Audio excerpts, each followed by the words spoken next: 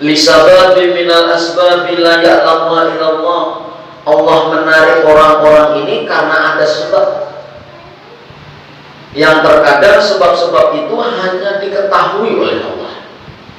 Nah, ada beberapa sebab yang dengan sebab tersebut ada kemungkinan dan ada harapan pada satu hari kita ditarik oleh Allah Subhanahu wa taala sekalipun kita dalam keadaan bergelimang dalam dosa. Tapi ada sebab itu. Nah, pertama di sini dengan sebab ilmu. Misalnya orang ini sering ke pengajian, menuntut ilmu, ke majelis-majelis ilmu, pernah nyantri di pondok pesantren, setelah pulang kampungnya nakal, minum arak gaweannya, berjudi, berzina. Nah, orang yang seperti ini pada akhirnya karena di dalamnya ada kemuliaan yaitu ilmu yang pernah dituntutnya, sering duduk di majelis-majelis ilmu, satu saat ada kemungkinan ditarik oleh Allah berkat ilmu yang ada pada dirinya yang pernah dia tuntut dan dia pelajari selama sekian tahun dahulu. Itu yang pertama sebab. Anda nyambut orang yang dulunya pesantren ini sekalian pulang, masya Allah, betato. Ya, tapi karena Allah di sana memandang ada kemuliaan karena berisi ilmu dan dulu pernah belajar, maka itu salah satu sebab yang Allah menghendaki orang itu bisa ditarik, entah cara garing, sakit, atau kena musibah apa-apa, akhirnya dia ditarik oleh Allah dengan pelajaran musibah itu, lalu berbalik arah, ilmunya lalu dimanfaatkan. Yang dulu yang menuntut ilmu mengaji rajin beribadah, akhirnya menjadi kekasih Allah. Banyak seperti itu. Nah, jadi itu kadang-kadang sebabnya karena ilmu ada pada diri. Makanya tuntut aja ilmu itu, tuntut aja. Perkara nanti kawal amal-amal mampu ada, itu urusan Allah. Nanti kita bagaimana pelan-pelan. Insya Allah pada waktunya nanti biasanya umur 40 orang itu. Sudah umur 40 itu biasanya itu mulai seperti Rasulullah umur 40. Nah itu rata-rata sebanyak seperti itu. Jadi sebab pertama orang ini walaupun dalam keadaan maksiat, tapi dia pernah menuntut ilmu, ada ilmu di dalamnya. Atau ini sering duduk di majelis-majelis ilmu, sering di sini duduk di majelis pengajian para ulama. Gitu. Nah, yang kedua, sebabnya orang ini bisa ditarik walaupun dalam keadaan kemaksiatan bisa ditarik oleh Allah menjadi orang yang taat, orang soleh, menjadi kekasih Allah. Yang kedua, sebabnya pemurah di sini, pemurah orang ini.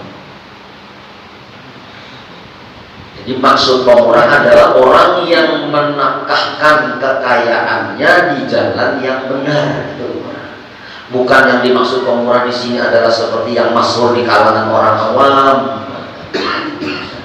Jadi menafkahkan, memberi, menggunakan hartanya itu ke jalan yang benar. Bukan yang maksiat disumbang segala ada. Jalan yang benar diarahkan kepada jalan Allah. Itu pemurah. Nah ini sekalipun banyak melakukan orang di maksiat tadinya, maka orang yang pemurah itu ada harapan sebab kemurahannya itu dia ditarik oleh Allah Subhanahu wa taala di suatu ketika nanti, di suatu hari nanti bisa ditarik oleh Allah menjadi orang-orang yang soleh. Jadi pertama ada ilmu, yang kedua orang pemurah. Orang pemurah ini bisa membuka hidayah. Ada dulu kita berteman dengan orang pemurah, murah dan orang, tapi padahal gawian kalau sudah minum ini ya, duduk di nisan kuburan tuh sambil minum. Ayo orang apa lagi sambil minum duduk di nisan, masya Allah. Tapi orang yang seperti itu pemurah, nah itu bisa jadi ditarik oleh Allah. Yang ketiga, orang ini adil. Nah, adil. Misal seorang pejabat bergelimangan dengan dosa, banyak dosa yang telah dilakukan, tapi pejabat ini adil, karena adil itu sifat yang berat untuk dilaksanakan. Makanya dalam sebuah hadis sab'atun yudilluhumullahu yauma la dhilla illa dhilluh, ada 7 golongan yang nanti akan dinaungi oleh Allah langsung pada hari kiamat nanti, yang pada hari itu tidak ada naungan selain naungan Allah. Itu pertama disebut adalah siapa? Pemimpin yang adil. Pemimpin yang adil itu ada artinya memerlukan keluarganya yang dipentingkan, membela keluarganya, membela diri. Memang adil, dan adil itu berat. Makanya pemimpin itu adil sehari. Adil sehari itu adil, yang berbuat ini ini adil. Itu pahalanya melebihi orang yang sembahyang berapa ribu rakaat katanya. Yang adil sehari, melebihi orang bangun malam, melebihi orang yang puasa siangnya. Dan adil sesaat, karena adil itu berat. Makanya ada harapan orang ini walaupun banyak dosa, tapi di dalam memimpin dia adil, ada harapan orang ini ditarik oleh Allah menjadi kekasih. Suatu pejabat, umpamanya dia pejabat, melaksanakan jabatannya itu dalam masyarakat adil, kadang tebang pilih, kadang pilih-pilih. Itu bisa ada harapan walaupun waktu itu dia banyak dosa, tapi adilnya itu yang menyebabkan. Rasulullah SAW bersabda, tajawwazu an dzambi syahid. Ya Rasulullah, maafkanlah daripada dosa orang yang pemurah. Maafkanlah dosa yang pemurah. Wazillatil alimi, dan terpelesetnya orang alim.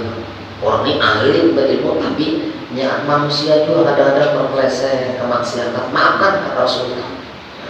Wasaqwati sultanil adil, dan maksiatnya pemimpin yang adil, maafkanlah kata Rasulullah. Fa innallaha akhadha biyadihim, sesungguhnya Allah mampu menarik tangannya. Kullama asaru asil, tak kala dia terpeleset, maka Allah langsung akan menarik ke jalan yang benar. Ini akhrajahul Hakim, diriwayatkan oleh Imam Al-Hakim. Jadi wajar kadang-kadang orang sekali orang terpeleset maksiat, kadang-kadang dicap langsung silang merah, padahal Allah ada seperti itu. Ya Rasulullah, maafkan dosa orang-orang yang pemurah, dosa orang alim yang tergelincir dalam maksiat, dan dosa orang pemimpin-pemimpin yang adil itu. Karena bisa jadi itu bisa ditarik dengan Allah, dengan tangannya Allah, maksudnya kekuasaan Allah, dengan kodrat Allah ditariknya. Yang tadinya dia bermaksiat menjadi ketaatan. Nah, itu hadis, karena Allah yang menarik tangannya. Akhadha biyadihim kullama asaru azim. Allah menarik tangannya, tangan-tangan mereka. Siapa mereka? 3 tadi. Satu, seorang pemurah yang berdosa, tapi pemurah. Orang yang berilmu tapi tergelincir dosa, maafkan dia. Yang ketiga, pemimpin atau pejabat yang dimaafkan, karena itu bisa menjadi jalan Allah menariknya daripada kegelapan menuju ke sinar cahaya hidayah dan ilmu.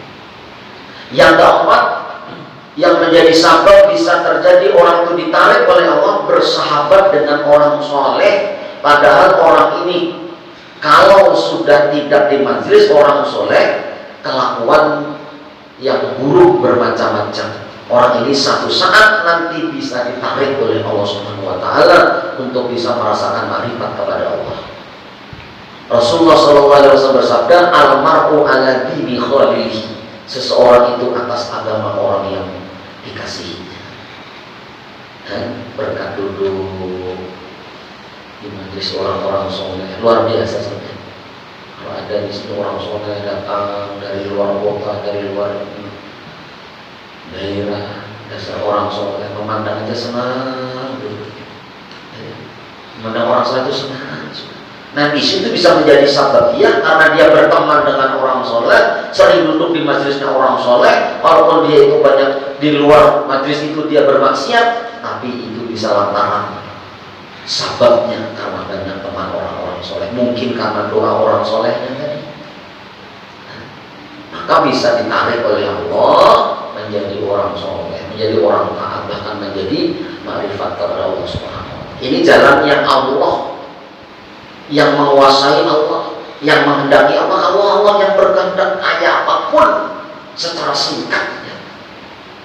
Langsung orang dipaham, langsung model kayak Masya Allah, menyesali yang dulu, langsung Masya Allah, kayak orang kemaruk. Nah, ibadahnya luar biasa, yang tadinya Masya Allah. Karena Allah yang menghendaki. Innallaha la yuridu bika illa khairan. Allah tidak menghendaki padamu kecuali kehendak Allah itu pasti bagus. Walaupun secara zahir nafsu kita kada senang. Gitu.